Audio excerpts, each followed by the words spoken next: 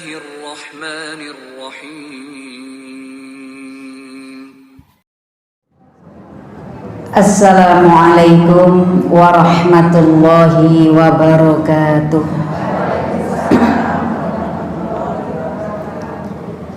Assalamualaikum warahmatullahi wabarakatuh.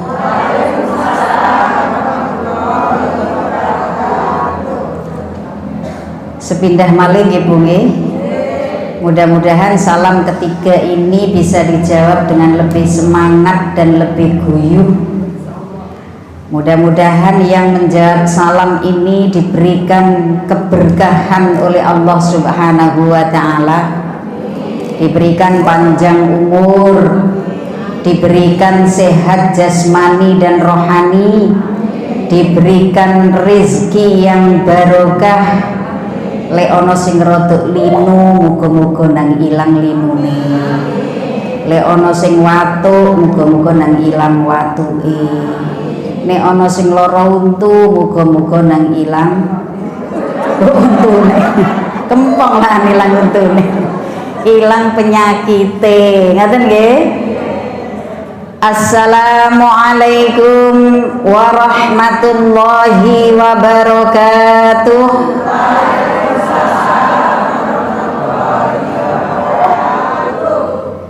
Bismillahirrahmanirrahim. Alhamdulillahi rabbil alamin. Alhamdulillahilladzi an'amana bi ni'matil imani wal islam.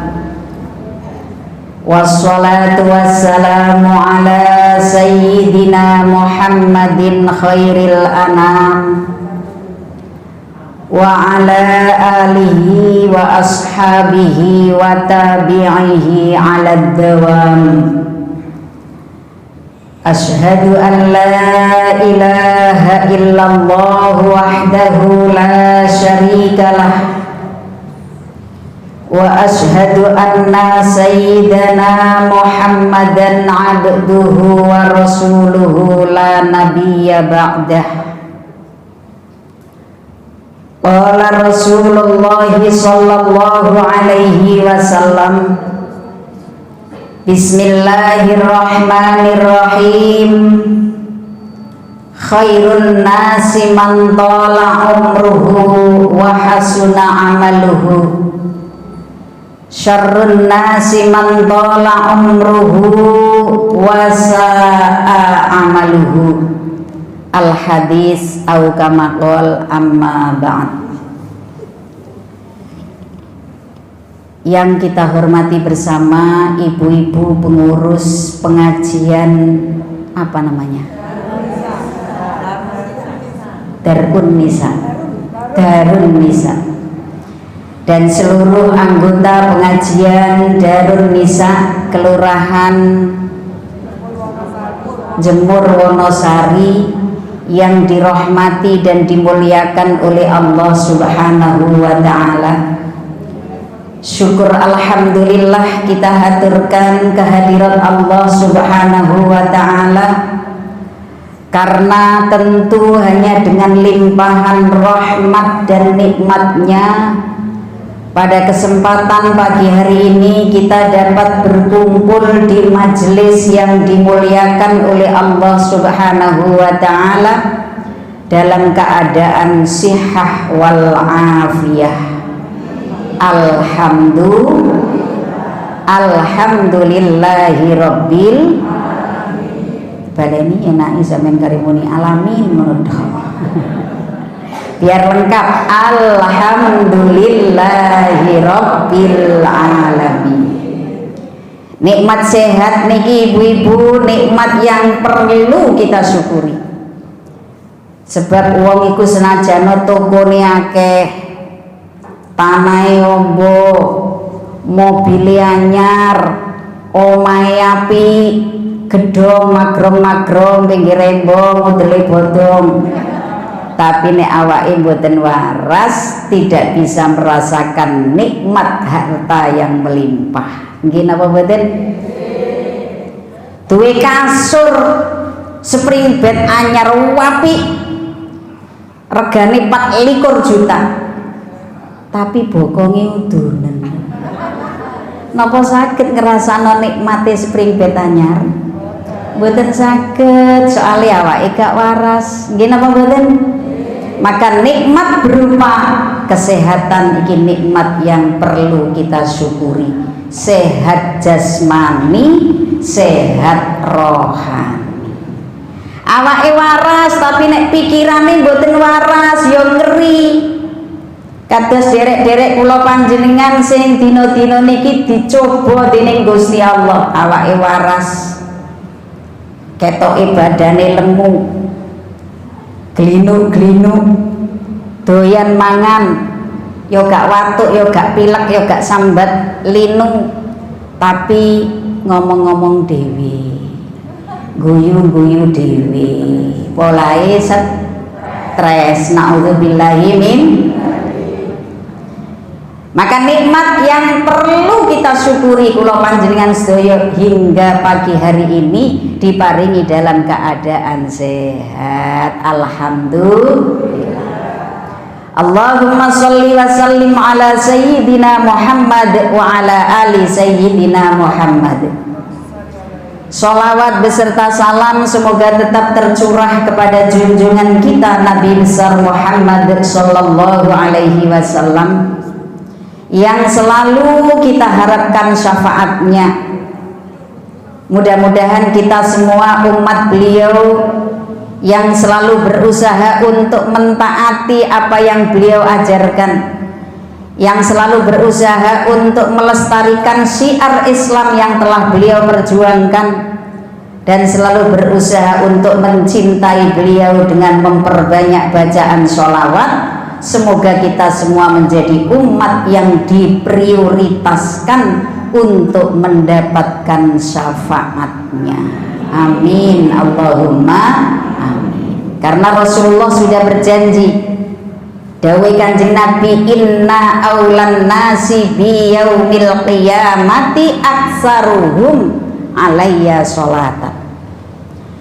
Orang yang diutamakan besok mendapatkan syafaat dari Rasulullah adalah orang yang ketika masa hidupnya mau memperbanyak bacaan sholawat. Mila ibu-ibu mau sholawat niku gak usah ngenteni malam Jumat lek tibaan. Wong sholawat iku kena diwaca kapan ae, bisa dibaca di mana saja kecuali di kamar mandi dan di WC. Senajano grup Banjari ahli maca sholawat nek wayahe adus gak usah selawatan. Mulane nek jero kamar mandi cek suwene. Abane jebur ternyata ambek selawatan. Ya Nabi salam alaika, ya Rasul salam alaika, ambek nabui gayumi. Mboten pareng nggih Bu nggih. Karena di dalam kamar mandi. Tapi di tempat lain selain kamar mandi, selain WC, silahkan panjenengan sholawatan karo blender bumbu oleh, sholawatan karo ngepel oleh, sholawatan karo nyetrika oleh, rewang omahe tangga nek tanggane duwe gawe sunat utawa mantu. Tangga-tanggane lek tenggen kula biasae padha rewang. Ana sing nyunduki sate, ana sing goreng serundeng, ana sing marut klopo. Karo sholawatan bagus timbangane rasa. Mergo menungso niku biasae wong padha warase karo padha gendenge iku beda. Nek wong waras ketemu padha warase nek gak ngomong kancane gak enak. Siji karo wong gendeng padha gendenge. Nek wong gendeng kumpul padha gendenge gak kira ngrasani wong liya, ya ngomong-ngomong dhewe wong pancene gendeng. Naudzubillahi min. Tapi nek wong waras ketemu padha warase iku biasae bahas kancane. Cirine kena dititeni. Kumpul mbok iku warisan, mbok iku rewang ndek omahe wong duwe gawe ngono iku mang. Iku ana sing ngaiti ngene biasae. Jeng, sampean gak krungu kabar ta? Lah iku mukodimah biasanya. Alamat jange ngrasani. Lah jenengan lek krungu ngoten niku langsung selawatana ya Allahumma sholli ala Muhammad. Lho cek buyar gak sido rasan. Mergo selawat iku ya ana sing tujuane kanggo nekakno wong. Ana selawat sing tujuane gawe buyarno wong. Panjenengan misale pengajian, ada kegiatan jamiah, yasin, tahlil, kok teman-temannya belum datang? Punten apa Bu? Ibu, ngapunten mohon pakai bahasa Indonesia karena banyak yang dari luar Jawa. Oh iya. Jadi pakai bahasa Indonesia ya. Banyak yang dari luar Jawa nggih. Belum paham dengan bahasa Jawa nggih. Tapi sesekali tidak apa-apa ya pakai bahasa Jawa. Mungkin tidak bisa nyauri tapi paham. Sampai endi, Mas? Iya. Jadi sholawat itu bisa digunakan untuk mendatangkan orang. Misal panjenengan pengajian teman-temannya belum pada hadir, daripada rasan-rasan sholawatan dong. Sholawat badar. Salatullah salamullah ala toha rasulillah. Salatullah salamullah ala yasin habibillah. Sambil nunggu teman-temannya yang belum datang, itu sholawat mendatangkan orang. Ada lagi sholawat yang tujuannya membubarkan orang. Panjenengan habis jamiah, yasinan, tahlilan, istighosah, sudah selesai acara, sudah dikasih makan, sudah dikasih berkatan, kok gak buyar-buyar? Longgo wae disolawati. Allahumma sholli ala Muhammad, maksudnya segera buyar gitu ya. Ibu-ibu, sholawat itu ada banyak macam. Ada sholawat yang berupa lagu, seperti panjenengan ketika dibaan. Ya Rabbi sholli ala Muhammad, ya Rabbi sholli alaihi wasallim, ya Rabbi sholli ala Muhammad, ya Rabbi sholli alaihi wasallim. Ya Rabbi sholli ala Muhammad, ya Rabbi sholli alaihi wasallim, ya Rabbi sholli ala Muhammad, ya Rabbi sholli alaihi wasallim. Ya nggak bisa sholawat dengan lagu. Sholawat yang berupa doa ada juga.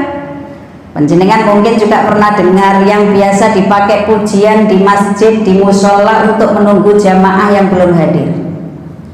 Allahumma sholli sholatan kamilatan wa sallim salaman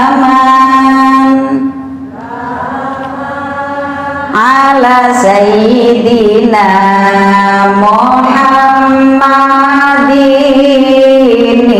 alladhi tanhalu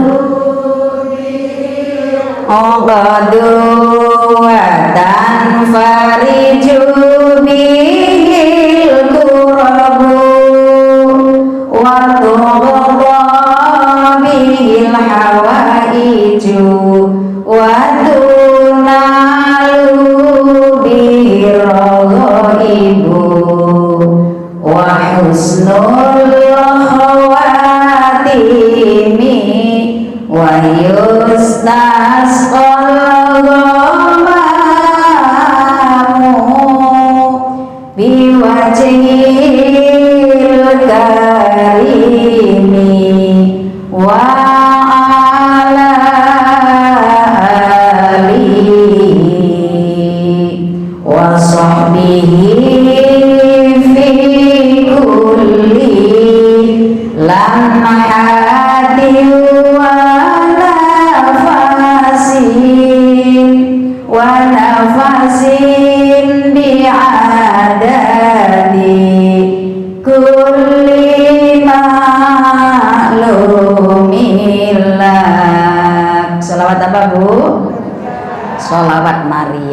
Sholawat apapun bisa dibaca, paling pendek Allahumma sholli ala Muhammad, terutama dibaca pada saat memulai berdoa dan menutup doa.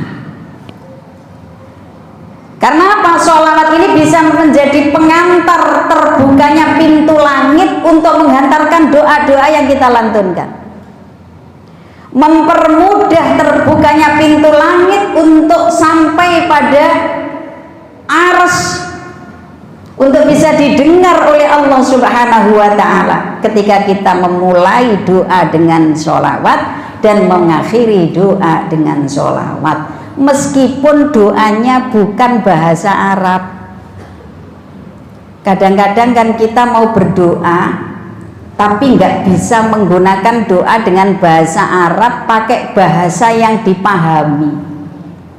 Boleh apa tidak? Boleh. Panjenengan berdoa pakai bahasa Indonesia boleh, pakai bahasa Jawa monggo, pakai bahasa Madura silahkan, pakai bahasa Inggris monggo, Allah paham. Timbangannya dongo gaya bahasa Arab tapi nggak ngerti maksudnya, akhirnya keliru. Tujuannya mendoakan cucunya supaya lulus ujian, supaya semangat belajar, lah kok dungone gaya bahasa Arab tapi nggak tahu maknanya. Sing diwaca bismika Allahumma ahya wa amut, ya tambah turu putune waktu donga Arab turu. Ngaten nggih Bu nggih.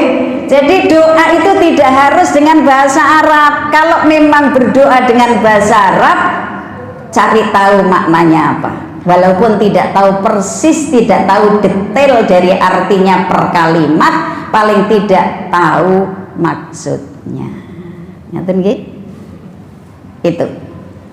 Selain itu berdoa harus dibarengi dengan keyakinan hati, karena keyakinan dan kemantapan hati kita akan terkabulnya doa itu menjadi penyebab doa kita mudah dikabulkan oleh Allah Subhanahu wa ta'ala. Jadi kita kalau doa jangan ragu.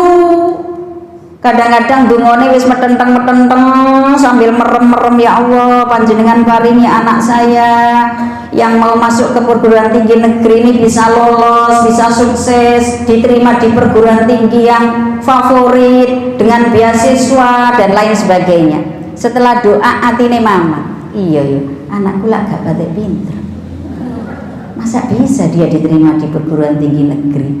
Lah ngoten niku malaikat yang membawa doa panjenengan, seandainya panjenengan tahu kalau diilustrasikan, dia noleh sambil berbalik, jeng situ apa enggak dongo jadi aman dan doa yang tadi itu gitu. Karena apa? Kita ragu, maka kemantapan hati, keyakinan hati pada saat berdoa ini diperlukan. Mudah-mudahan doa-doa kita dikabulkan oleh Allah Subhanahu wa ta'ala.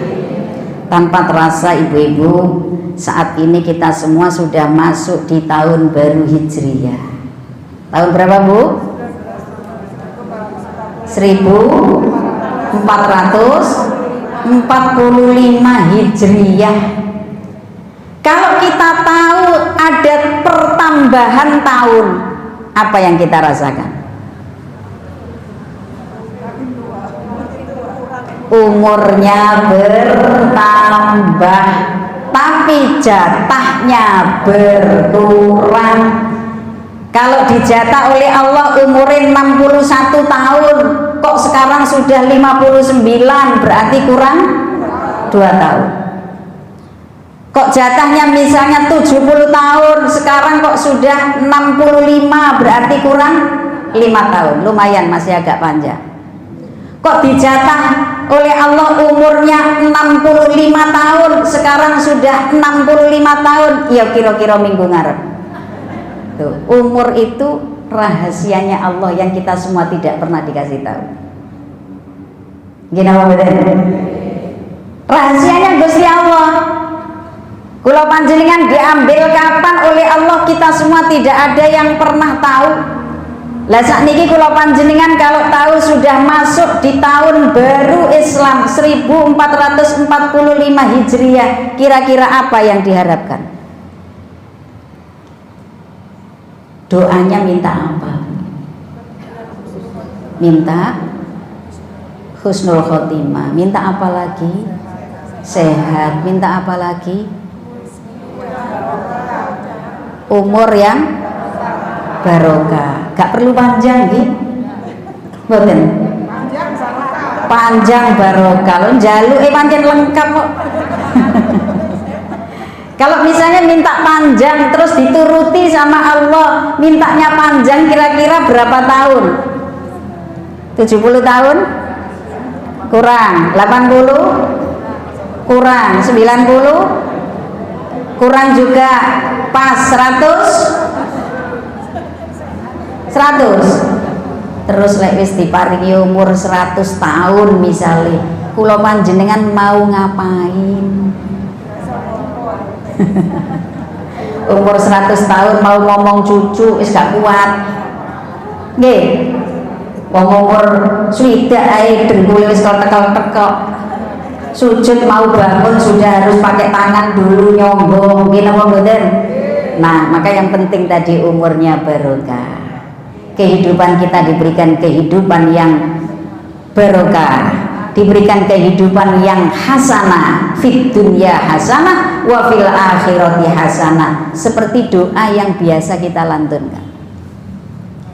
Rabbana atina fid dunya hasanah wa fil akhirati hasanah wa qina adzabannar.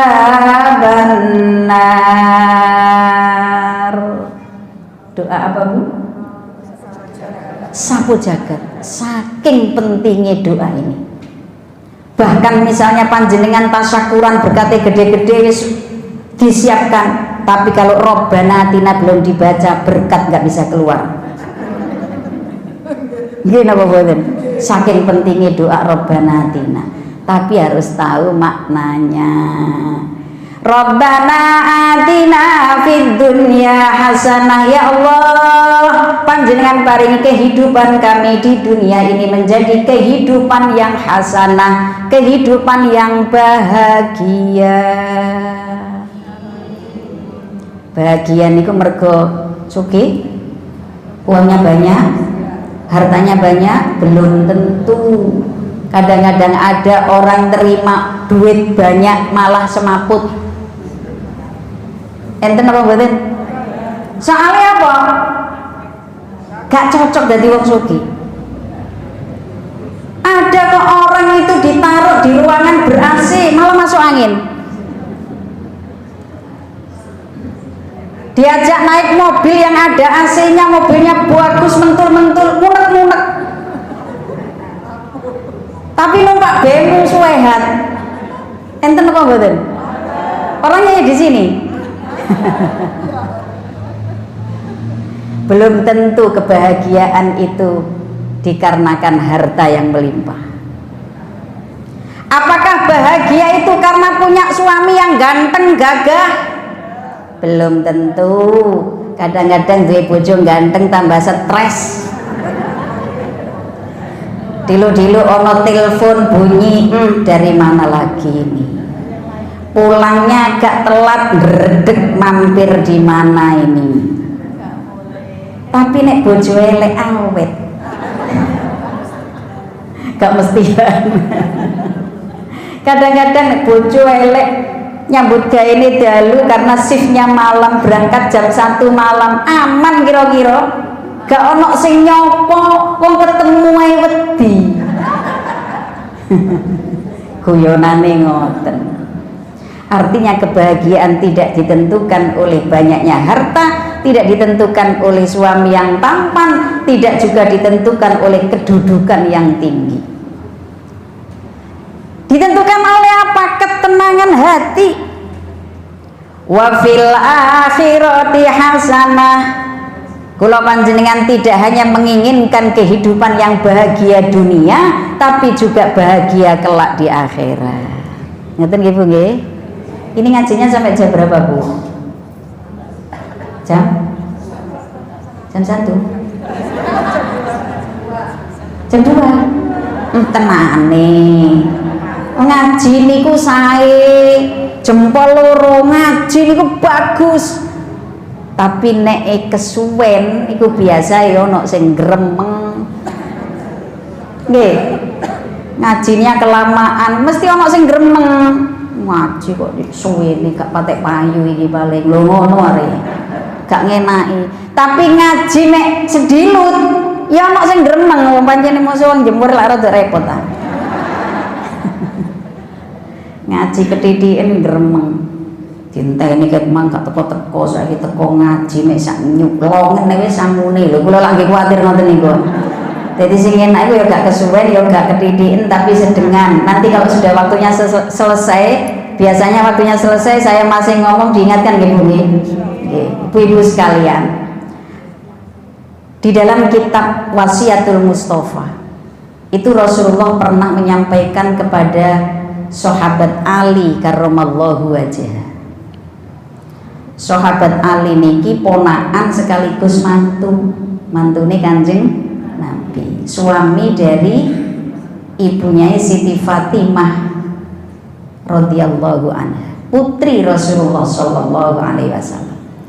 Rasulullah menyampaikan khususnya kepada Sayyidina Ali, tapi umumnya kepada kita semua, bahwa tanda kebahagiaan yang selalu kita harapkan, yang selalu kita nantikan itu ada 3. Dicatat di kemudian ujian metu. Ada berapa Bu? 3. Yang pertama, lis-sa'idi salasu alamatin. Yang pertama, utun halalun. Kebahagiaan seseorang itu ditandai dengan makanan yang halal. Napa Bu? Makanan yang halal, baik itu halal dari sisi zatnya, halal dari sisi bahannya, juga halal dari sisi cara mendapatkannya. Kadang-kadang makanan itu dari sisi zatnya halal, tapi cara mendapatkannya yang tidak halal, akhirnya jadi haram. Contoh, jenengan tahu rengginang nggih? Rengginang, tahu nggih? Rengginang itu halal apa haram? Halal. Tapi lek oleh ngentit. Nah, itu sing garai haram, nggih napa mboten? Nah, jadi rezeki yang halal menjadi tanda kebahagiaan seseorang. Kalau kita makan dengan rezeki yang halal, menurut dawuh Imam Ghazali, menungso iku lek sumbere bahan makanannya dari makanan yang halal, menjadi darah yang beredar di dalam tubuh kita, darah yang dijauhi oleh setan, sehingga diajak untuk melakukan kebaikan mudah, diajak untuk melakukan kemaksiatan ogah, tidak mau. Karena apa? Sumber makanannya makanan yang halal. Maka di dalam ayat-ayat Al-Quran sering disampaikan, kita diperintahkan oleh Allah makan makanan yang halalan thayyibah, halal dan baik. Tidak sekedar halal tapi juga baik. Baik itu apa? Sesuai dengan kebutuhan kita. Bu, oh iya, gak ngantuk kan? Udah. Jenengan lek metu wenteng ya wedi aku. Santai mawon nggih. Di dalam Islam itu ada pakar ilmu kedokteran yang sebenarnya beliau menjadi pemula dari pemikiran-pemikiran tentang kedokteran. Mungkin anak-anak kita merasa bahwa ilmu kedokteran itu ilmunya orang barat. Tapi sebenarnya bibit pengetahuan pemikiran tentang kedokteran itu dari orang Islam. Kita punya tokoh namanya Ibnu Sina. Orang barat nggak bisa nyebut Ibnu Sina, nyebutnya Avicenna. Beliau menulis kitab yang berjudul Al-Qanun Fit-Tib. Punya jenengan? Punya? Udah ada yang punya ya? Tahu gambarnya? Udah tahu juga. Di dalam Al-Qanun Fit-Tib, bahasa Indonesianya prinsip-prinsip ilmu kedokteran, itu ada penjelasan bahwa sumber penyakit itu ada dua. Berapa Bu? Dua. Yang pertama dari persoalan perut, yang kedua dari pikiran. Dicatat ya? Satu dari persoalan perut, dua dari pikiran. Artinya apa? Kalau kita tidak bisa mengendalikan kebutuhan perut yang berasal dari makanan, maka baik penyakit fisik maupun penyakit psikis akan datang pada kita. Itulah sebabnya kita diperintah puasa. Jadi puasa itu selain memang ibadah, perintah Allah Subhanahu wa Ta'ala yang menjadi jalan bagi kita untuk menjadi orang yang bertakwa kalau puasanya benar. Tapi ada hikmah yang lain kalau dilihat dari sisi kesehatan. Saya menjelaskan seperti ini karena saya dokter, yaitu apa? Mengendalikan nafsu untuk mengelola gaya hidup, terutama pola makan. Sekian banyak penyakit hubungannya dengan makanan. Contoh, pabrik gula, diabetes. Wonten apa mboten? Ya, diabetes itu memang ada dua tipe. Ada yang tipe 1, ada tipe 2. Tapi secara epidemiologis, catatan sekian banyak pasien diabetes itu yang paling banyak tipe 2. Tipe 2 itu yang disebabkan karena gaya hidup. Jadi makannya tidak berdasarkan kebutuhan, tapi berdasarkan keinginan. Apa mana nih wayai rame wong duwe gawe. Banyak buan, banyak manten undangan resepsi di sana sini, kadang sehari sampai ping 5. Undangannya di gedung. Jadi akhirnya makannya 5 kali. Undangannya di gedung, bukunya banyak, amplopnya banyak, nek gak diratani eman. Makanya berdasarkan keinginan. Maka mengendalikan persoalan perut ini menjadi satu hal yang penting. Halalan thayyibah, makan sesuai dengan kebutuhan tubuh kita, dan diusahakan makan yang masuk ke dalam tubuh kita adalah makanan yang halal, baik dari sisi bahannya maupun cara mendapatkannya. Kula panjenengan ibu-ibu hati-hati.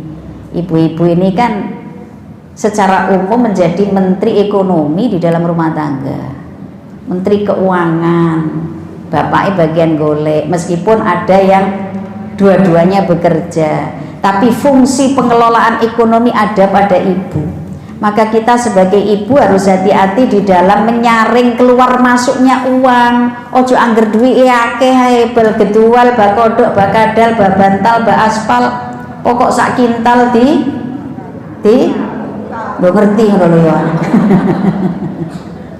Pokok sak kintal diutal, haram games, naudzubillah min dalik. Dan itu kadang kala suami mencari uang nyambut gawe, mendapatkan harta untuk kepentingan keluarga sampai ngawur, tidak mempertimbangkan itu halal haram. Kadang-kadang mergo provokasi dari perempuan.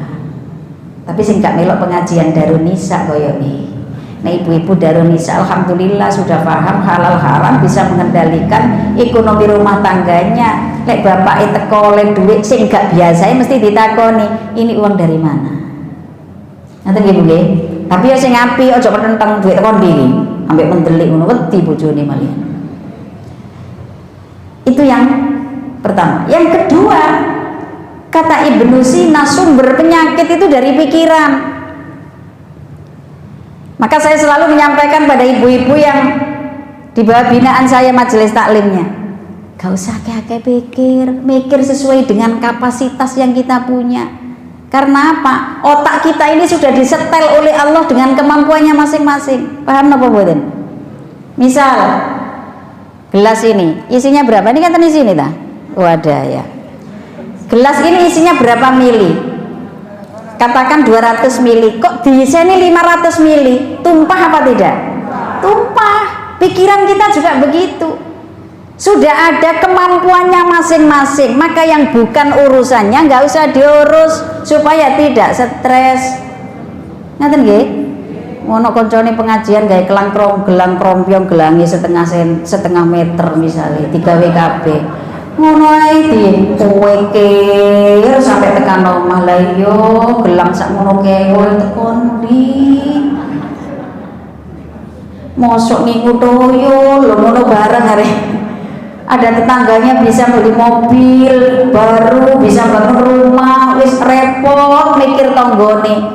Bolak-balik bangun, kok bolak-balik beli mobil, bolak-balik mobilnya baru. Kira-kira apa enggak ngingu toyo ya? Mikir tanggane sing sugih tambah sugih, panjenengan sing kakean mikir malih bungkring. Naudzubillah, minta alih stres mergo kakean mikir urusane wong liya. Paham nggih Bu nggih? Kadang-kadang ya gak dadi apa-apa ini mikir penggaweane DPR bareng. Pikirannya dikendalikan supaya tidak terlalu banyak yang dipikirkan yang bukan urusannya dan tidak negatif thinking. Apa Bu? Apa itu? Berpikiran yang negatif. Kadang-kadang ana koncone pengajian biasanya gak salaman pikirannya elek pisan ono karepe opo iki salaman mbek aku ngono ae. Jadi kita perlu membangun positive thinking supaya tidak stres, karena stres itu menjadi sumber penyakit.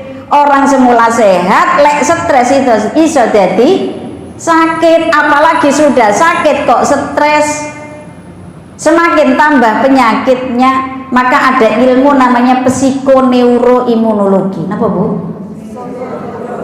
Dicatet. Mana ujian metu iku. Psikoneuroimunologi itu ilmu yang mengkaitkan antara pikiran, gejala psikologis dengan sistem saraf dan kekebalan tubuh. Iki nek kuliah ya luaran loh.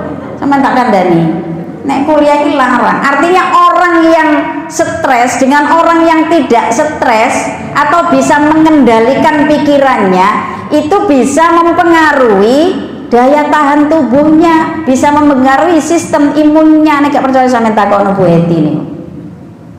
Orang yang banyak pikiran, daya tahannya menjadi mudah menurun. Ini ada satu kejadian nyata, kisah nyata. Ada 2 orang ibu, yang satu ibu muda, satu ibu yang sudah lansia. Ibu muda ini ibu yang memang kehidupannya wah, tidak pernah mengalami pahit getirnya kehidupan. Soge lah, kepingin apa keturutan. Nah yang ibu tua ini ibu yang sudah mengalami banyak penderitaan, banyak keprihatinan. Dua-duanya periksa ke dokter bedah dan divonis oleh dokter bedah diagnosanya adalah kanker payudara stadium lanjut. Ayo saya kita tebak-tebakan menurut panjenengan kira-kira sing mati dhisik sing ndi? Yang mana? Hah? Lo kira-kira kok iya kabeh terserah Gusti Allah, kira-kira yang tua nggih. Yang tua, kenapa kok yang tua? Ya wis tua masih gak kanker jarno ya mati-mati dewe. Nggih napa mboten? Lah memang sudah tua kok mau kemana? Masa mau melungsungi. Tapi ternyata enggak. Yang meninggal duluan yang muda. Kenapa yang muda? Cara dia menyikapi penyakit berbeda. Ibu yang lansia dan sudah terbiasa dengan keprihatinan hidup, mentalnya sudah tertata menghadapi banyak kesulitan. Maka ketika dokter menyampaikan, Bu, sampean sekarang ini kena penyakit kanker payudara stadium lanjut, dia menyikapi lebih bijak. Dia cerita ke anaknya, Nak, kata dokter, emak ini kena penyakit kanker payudara. Mungkin ini jalan Allah untuk membuat emak lebih banyak mendekatkan diri kepada Allah. Banyak istighfar, banyak zikir supaya lebih dekat kepada Allah. Tidak stres. Tapi ibu yang muda tadi, yang tidak pernah merasakan keprihatinan hidup, dia selalu hidup dalam kemewahan, hidup dalam ketercukupan, tidak biasa menata mental untuk menghadapi stres. Maka ketika dokter menyampaikan, Bu, penyakitnya payudara, kanker payudara stadium lanjut, dia stresnya luar biasa, pikirannya sudah kemana-mana. Waduh, nanti kalau payudara saya diambil satu, tinggal satu, betapa jeleknya saya, mesti suami saya sudah melirik perempuan lain. Kalau misalnya pengobatan ini tidak berhasil, saya meninggal lebih dulu, siapa yang mewarisi harta saya? Sinten kira-kira? Belum tentu, kadang-kadang maruni. Tuku gelang gede waktu masih hidup, waktu masih sehat, begitu gelangnya ditinggal mati, mosok dibawa ke kuburan. Tak boten gitu nggih? Siapa yang mau pakai? Hah? Yang masih hidup, belum tentu anaknya, belum tentu saudaranya, kadang marunya penggantinya. Nggih napa boten? Nah, maka menata hati, menata pikiran untuk tidak stres itu menjadi penting. Salah satu diantaranya adalah dengan ngaji seperti ini. Tadi saya sampaikan, belum waktunya berhenti ya, bahwa kebahagiaan itu tandanya ada 3. Yang pertama, utun halalun, makanan yang halal. Hati-hati dengan makanan, termasuk makanan yang dikonsumsi oleh keluarga kita, anak-anak kita. Kepingin punya anak soleh, itu tidak cukup anaknya diserahkan ke lembaga pendidikan, tapi anak juga harus dimodali dengan makanan yang halal. Sebab kembali ke apa yang disampaikan Imam Ghazali tadi, anak kalau sumber makanannya makanan yang haram, anak ini menjadi anak yang sulit untuk menerima nasihat. Dikandani mendeli, dituturi bantah, disenggreng mecicil, dikongkon minggat jaluk sangu, lha repot hari. Susah apa buatan? Susah orang tua kalau sampai anak ini menjadi anak yang sulit diatur. Salah satunya, kula panjenengan harus introspeksi diri. Mungkin ada makanan-makanan yang haram yang terselip di dalam keluarga kita. Yang kedua, wa mujalasatul ulama. Yang kedua, tanda kebahagiaan orang itu adalah ketika orang itu punya kesenangan untuk bersama orang-orang alim seperti panjenengan semua. Maka majelis kita hari ini adalah majelis yang dimuliakan oleh Allah, majelis yang dicintai oleh Allah. Kita harus bersyukur dan berbahagia ada di dalam majelis ini. Ngaten nggih Bu nggih? Kenapa dimuliakan oleh Allah? Panjenengan tak kandhani, pompong rodok sepi wong. Majelis yang dimuliakan oleh Allah itu ada 2. Ada berapa Bu? 2. 1 majelis ilmu, 2 majelis zikir. Dan itu insya Allah dua-duanya ada di majelis kita hari ini. Panjenengan tahu sebelum saya ceramah diajak nopo kali Ibu Ketua? Ngaji, gitu. Diajak ngaji. Ngaji itu zikir. Kan tidak mungkin toh panjenengan rawuh di majelis pengajian terus Ibu Ketua menyampaikan, ibu-ibu ini semua sudah hadir, sudah lengkap, mari kita mulai dengan rasan-rasan bersama, kan enggak toh? Enggak. Majelis zikir, ada majelis ilmu, ada majelis zikir di tempat ini. Maka majelis ini adalah majelis yang dimuliakan oleh Allah. Kenapa majelis ilmu itu dimuliakan oleh Allah? Bahkan Rasulullah menyampaikan, julusu sa'atin indal ulama ahabbu ilallah min ibadati alfi sanah. Duduk 1 jam di majelis ilmu itu lebih baik, lebih utama daripada beribadah 1000 tahun. Kalau panjenengan lo gak mungkin ibadah 1000 tahun. Umurnya gak sampai 1000 tahun, gitu. Rasulullah aja dijatah 63. Kita semua umat beliau tidak jauh-jauh dari itu. Gimana Pak? Tapi bagi orang yang datang ke majelis ilmu 1 jam untuk mencari ilmu, itu lebih baik daripada beribadah 1000 tahun. Kenapa begitu? Mergo ibadah niku lek tanpa ilmu. Beribadah tanpa ilmu, ibadahnya bisa keliru. Sepakat napa mboten? Paham napa mboten? Contoh haji atau umroh, panjenengan punya duit banyak, punya uang banyak, berangkat umroh. Kalau haji sekarang antrinya lama, 30 tahun lebih nih, umroh misalnya, berangkat umroh. Tapi oleh berangkat umroh tanpa ilmu, bagaimana di sana? Tolah-toleh, kowah-kowoh jari wong Jawa. Ada ibadah namanya tawaf, memutari Ka'bah sebanyak 7 kali. Saya bisa cerita begini karena saya pernah menemui jamaah yang berangkatnya tanpa ilmu. Begitu tawaf, selesai tawaf tanya, Umi, nggih enten apa? Kula pas tawaf niku wau ngentut tapi mek titik kok mek tik ngoten.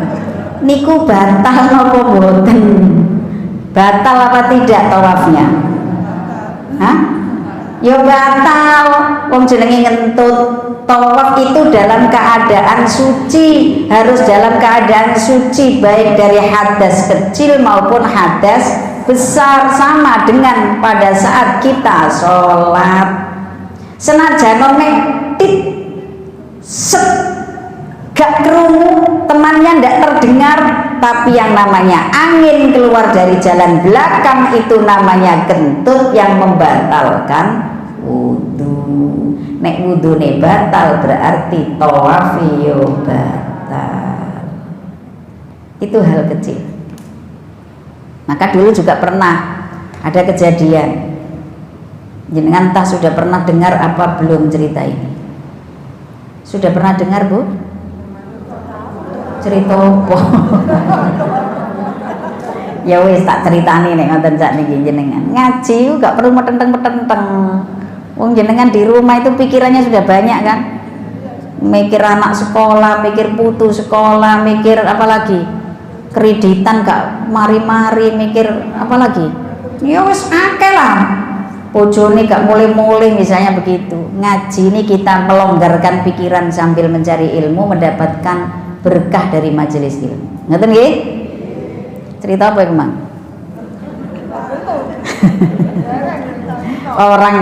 Orang yang tidak punya ilmu ibadah itu keliru, gitu. Suatu saat itu pernah, ini zaman dulu itu kalau ada manten sebelum 40 hari itu tidak boleh keluar-keluar. Dipingit sebelum 40 hari. Lah ini ada manten baru mau keluar jamaah ke masjid karena masjidnya agak jauh, dilarang sama mertuanya. Jangan keluar-keluar, kamu itu baru jadi manten anyar. Kalau mau jamaah di rumah saja sama bapak sama ibu. Akhirnya jamaah lah 4 orang. Bapak mertua, ibu mertua, manten berdua laki perempuan. Yang jadi imam ini bapak mertua. Sholat maghrib, rakaat pertama aman, rakaat kedua aman, rakaat ketiga mau selesai loh. Imamnya kudu ngentut, dimpet tapi ini. Karena apa? Pernah dengar di pengajian sholat itu lek ngentut batal sholat, jadi dimpet, bokongnya dirompak. Lah ketika berdiri bisa dilakukan seperti itu, tapi begitu rukuk bokongnya mengong. Akhirnya berobos ini, wus, baunya kemana-mana.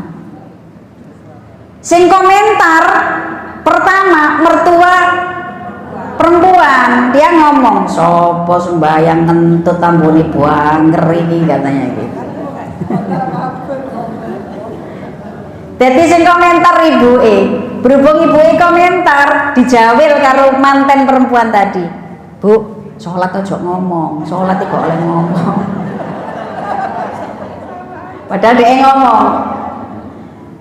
Lah berhubung manten perempuan ngomong, dijawil karo manten laki-laki. Sembayang ku menengae kaya aku ngene lho. Wong papat sembayange gak ono sing dadi, polahe gak ono ilmune. Nggih napa mboten? Nah, disitulah pentingnya ilmu.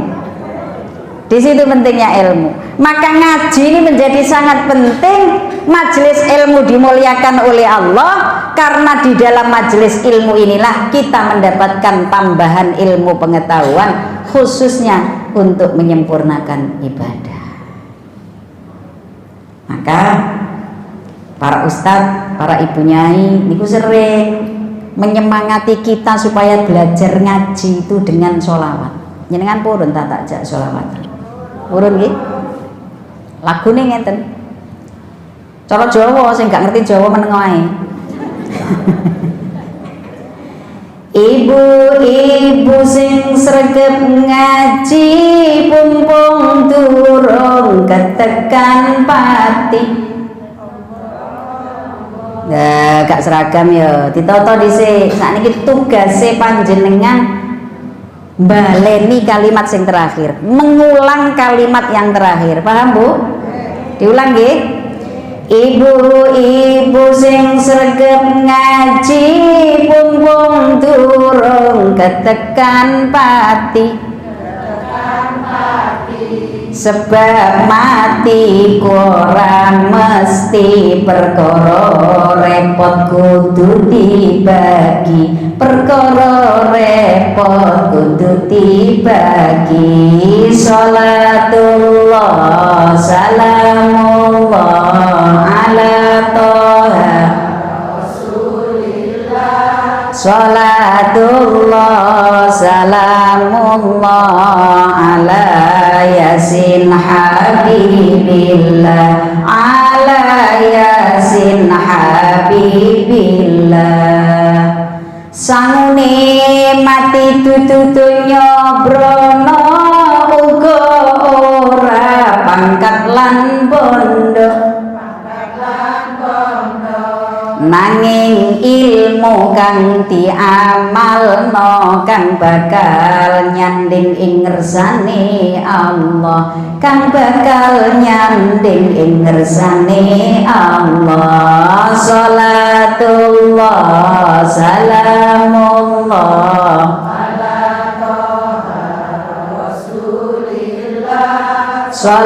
salatullah salamullah ala yasin habibillah ala yasin habibillah. Tanah ombok diwarisno, omah gedhong ditinggalno,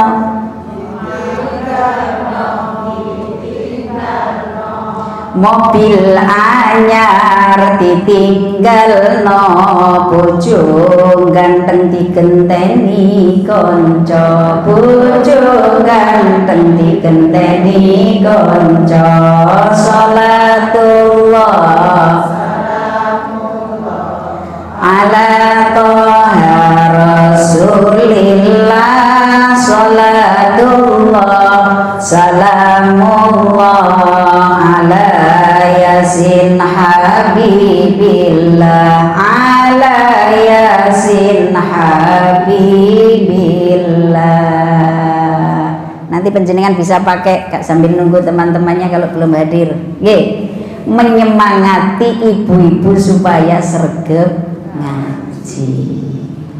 Karena dengan berilmu kita akan mendapatkan kemuliaan dari Allah Subhanahu wa taala.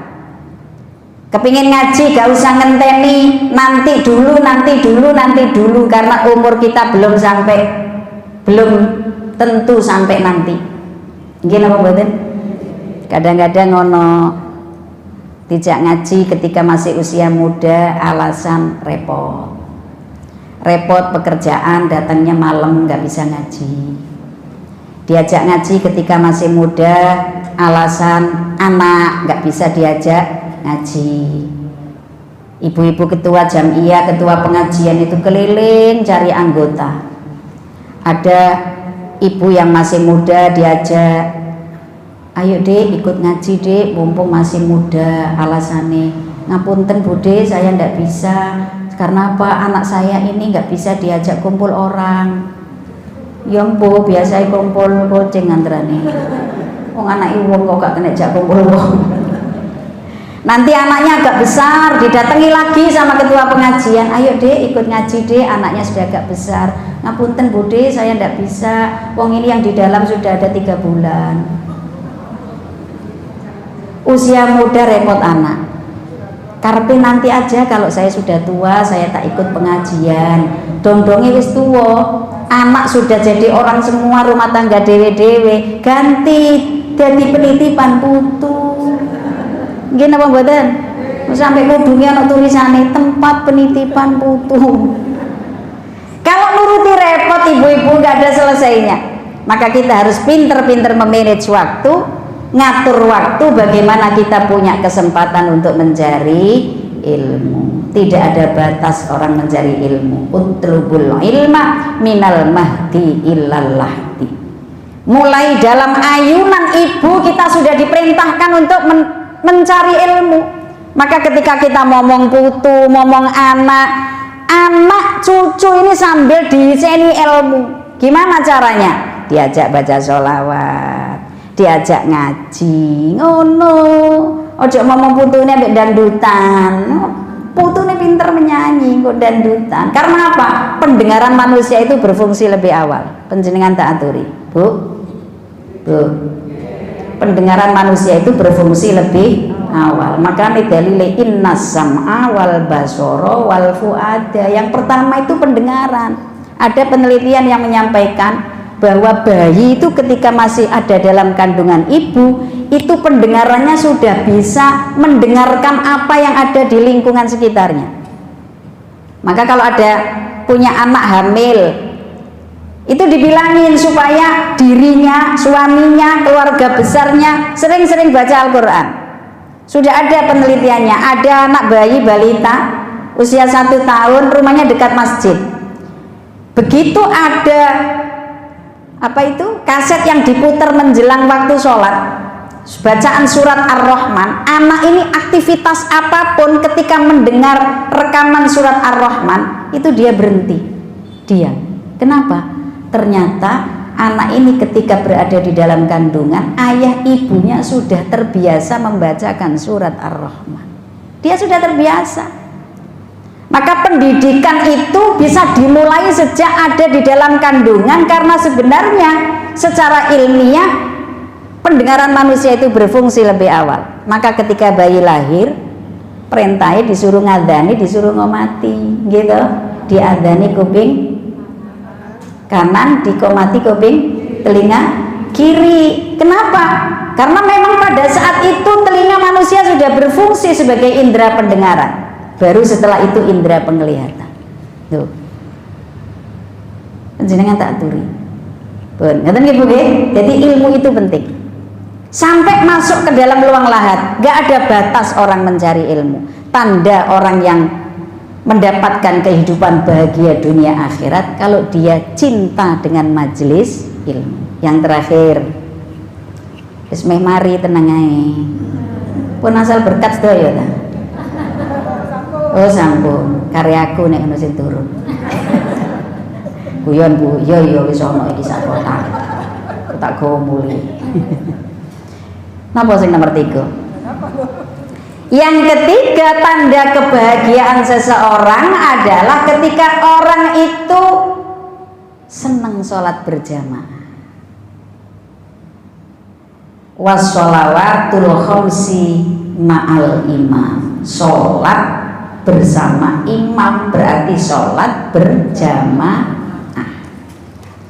Sholat berjamaah apa hikmahnya? Siji, yang panjenengan pasti sudah tahu, pahalanya berlipat, gitu. Sholatul jamaati afdalu min sholatil fardhi bi sab'i wa isrina darajah. Pahalanya berlipat 27 derajat. Mudah-mudahan kita bisa istiqomah sholat jamaah. mendapatkan hidayah dari Allah akas lek dijak jamaah. Sebab lek gak oleh hidayah Allah masih ro lek ganjarane 17 derajat ya rasa-rasa budal. Entah panjenengan pernah ngalami apa tidak.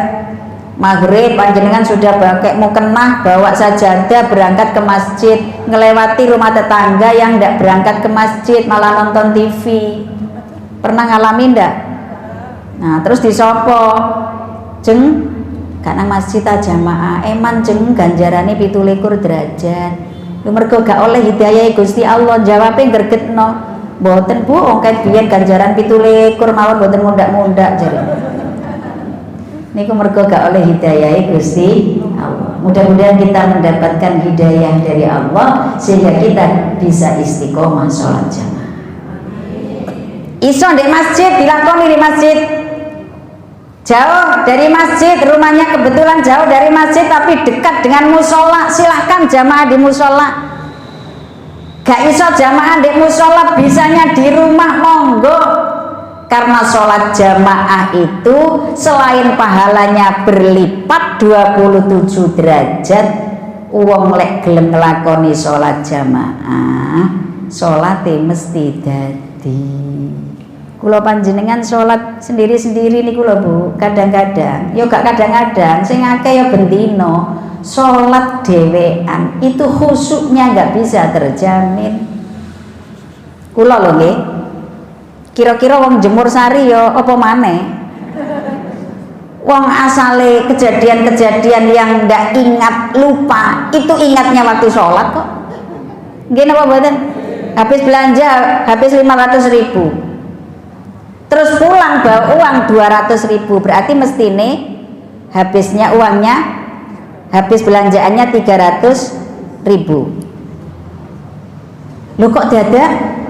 Kok dadak itu ya apa bahasa Indonesia?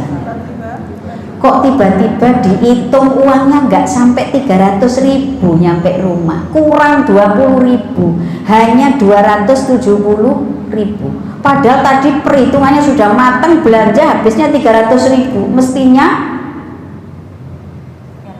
tinggal 200 ya, tinggal 200.000. Keliru ya. Belanjanya habisnya 300.000, mestinya tinggal 200.000. Ternyata nyampe di rumah uangnya nggak sampai 200.000, 180.000, berarti kan kurang 20.000. Kurang 20.000 dipikir sebelum sholat nggak ketemu. Begitu sholat zuhur, Allahu Akbar, pikirannya mulai jalan. Beras 5 kilo, minyak 2 liter, ambek ngitung regane barang ngono. Kelapa parut sekian, brambang sekian, bawang sekian, di total-total ketoke wis bener. Kok duitnya sih kurang ya? Mestinya uangnya sisa 200.000, kok ini 180.000, kurang 20.000. Itu rokaat pertama gurung mari ngitungnya, rokaat kedua durung tuntas, rokaat ketiga durung mari ya, rokaat keempat itu baru eling. Oh tadi di pasar ketemu Bu RT, ditagih arisan RT 20.000. Iku sing gak masuk catatan. Ketemu nih pas sholat. Iku nak sholatnya mau Jemur Sari ngoten nggih Bu nggih. Padha nek mun ambek sholat. Lho sholat model koyo ngono iku lho jare arek Surabaya. Sholat dapuran iki koyo ngono iku mosok kenek dinggo andalan untuk menjadi modal masuk surga. Maka berjamaahlah, berjamaah. Sholat lek jamaah umpama sak masjid niki gak ono sing khusyuk, ngelamun kabeh, tetep dadi.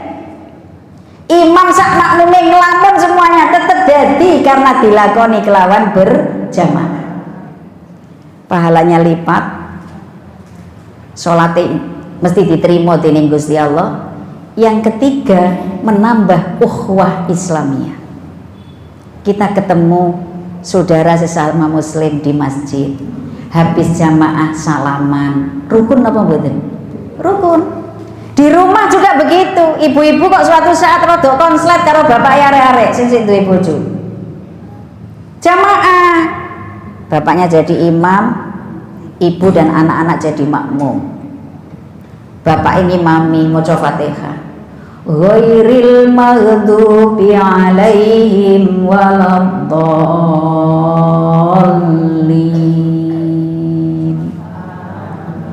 Masih sing mburi atine lompor muangkel jawabe ya enak. Amin. Gak mungkin kok jawabnya nyentak-nyentak mergo loro ati. Ghairil maghdubi 'alaihim waladdallin. Amin. Mboten mungkin nggih nggih. Nah, jamaah merekatkan hubungan silaturahim di antara satu umat Islam dengan umat Islam yang lain yang nanti ujung-ujungnya akan mengokohkan ukhuwah Islamiyah. Rukun guyub iku penting. Ibarat sapu lidi niku lek rukun, jenengan tahu sapu lidi kan? Iku lek siji-siji digawe nyapu ngarep omah nggih mboten bersih. Tapi kalau diikat dalam satu ikatan digunakan untuk nyapu lahan berapapun luasnya, bersih karena rukun. Maka jamaah pengajian ini juga dibentuk dalam rangka untuk merekatkan ukhuwah Islamiyah. Pengajian ini tetap menetap di masjid apa putar di rumah-rumah orang? Tetap di masjid. Sebulan sekali ketemu teman-teman sesama pengajian. Ada grup WA sesama pengajian. Senajan kadang-kadang yo nge-share dagangan online barang. Tapi menjadi tambah saudara. Nek rukun umat Islam niki kuat ibarat sebuah bangunan. Bangunan masjid ini kuat karena antara komponen-komponen yang ada dalam bangunan ini rukun. Ada yang mau jadi tiang, pilar, ada yang mau jadi apa namanya? Lantai, ada yang mau jadi dinding, ada yang mau jadi atap. Semua berada pada posisinya masing-masing dan tidak saling iri. Tubuh kita juga begitu. Tubuh kita ini rukunnya bukan main. Tangan kanan, tangan kiri berbeda tapi rukun, menjalankan fungsinya masing-masing. Tangan kanan untuk makan, tangan kiri untuk belakang. Gak pernah iri. Dong-donge suatu ali-ali sing kena tinggoni ali-ali biasane tangan kiri, tapi tangan kanan gak pernah iri sama tangan kiri, meskipun yang pakai ali-ali tangan kiri.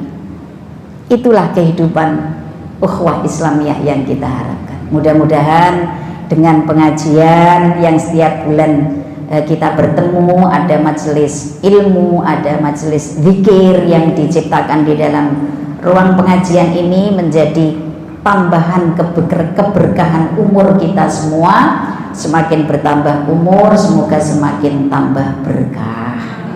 Kados dawuh Kanjeng Nabi, khairun nasi man tala umruhu wa hasuna amaluhu, syarrun nasi man tala umruhu wa sa'a amaluhu. Sebaik-baik orang adalah orang yang diberi umur panjang dan baik perilakunya. Dengan pengajian mudah-mudahan kita semua menjadi terbentuk karakternya, terbentuk akhlaknya, sehingga mendekati panggilan menghadap kepada Allah Subhanahu wa Ta'ala ini kita bisa berbuat baik dan semoga berakhir dengan husnul khotimah. Al-Fatihah. A'udzubillahi minasyaitonir rajim. Bismillahirrahmanirrahim. Alhamdulillahirabbil alamin arrahmanirrahim maliki yaumiddin. Iyyaka na'budu wa iyyaka nasta'in ihdinas siratal mustaqim siratal ladzina an'amta 'alaihim ghairil maghdubi 'alaihim. Ini sekalian ditutup doa apa gimana? Ditutup doa. Baik ibu-ibu, mari kita tutup dengan doa. Kula sing donga panjenengan sing ngamini ngoten ta? Apa dibalik jenengan yang doa bareng saya tak amin izin. Model baru. Oh ndak ya? Baik ibu-ibu, saya berdoa panjenengan ingkang ngamini nggih. A'udzubillahi minasyaitonirrajim. Bismillahirrahmanirrahim. Allahumma sholli wa sallim ala sayyidina Muhammad wa ala ali sayyidina Muhammad walhamdulillahi rabbil alamin. Allahumma rabbana la tuzigh qulubana ba'da idh hadaitana wa hab lana min ladunka rahmah innaka antal wahhab. Rabbana hab lana min azwajina wa dhurriyyatina qurrata a'yun waj'alna lil muttaqina imama. Allahumma sholli wa sallim ala sayyidina Muhammadin tibbil qulubi wa dawaiha wa afiyatil abdani wa shifaiha wa nuril absari wa diyaiha wa ala alihi wa sahbihi wa sallim. Allahumma yassir wa la tu'assir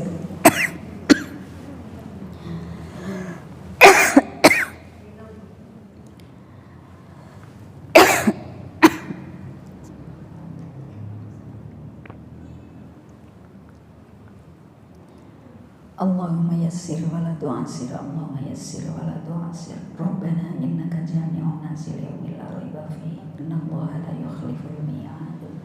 Rabbana atina fid dunya hasanah wa fil akhirati hasanah wa qina adzaban nar. Subhana rabbika rabbil izzati amma yasifun wa salamun 'alal mursalin walhamdulillahi rabbil alamin. Bi barakatil Fatihah. A'udzubillahi minasyaitonir Iyyaka na'budu wa iyyaka nasta'in ihdinas siratal mustaqim siratal ladzina an'amta 'alaihim ghairil maghdubi 'alaihim waladdallin. Demikian ibu-ibu pengajian yang kita bisa kaji pada pagi hingga siang hari ini, mudah-mudahan menjadi ilmu yang bermanfaat. Amin amin ya rabbal alamin. Kurang lebihnya mohon maaf, sebenarnya saya katakan mohon maaf, mudah-mudahan bisa bertemu di lain kesempatan. Amin amin ya rabbal alamin. Wallahul muwaffiq ila aqwamit thoriq. Assalamualaikum warahmatullahi wabarakatuh. Waalaikumsalam.